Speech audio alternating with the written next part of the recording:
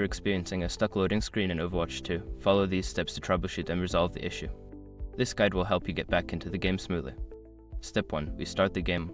Close Overwatch 2 completely and restart it. Sometimes, a simple restart can resolve temporary glitches that cause loading issues. Step 2. Check server status. Visit the official Overwatch website or social media channels to check if there are any server outages or maintenance. If the servers are down, you will need to wait until they are back online. Step 3. Update the game. Ensure that your game is updated to the latest version.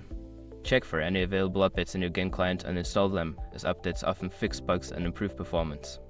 Step 4. Clear cache. For PC users, clearing the battle.net cache can help. Close the battle.net client, then navigate to the battle.net folder and delete the cache folder. Restart the client and try launching the game again. Step 5. Reinstall the game. If none of the previous steps work, consider uninstalling and then reinstalling Overwatch 2. This can fix any corrupted files that may be causing the loading issue. Following these steps should help you resolve the loading screen problem in Overwatch 2.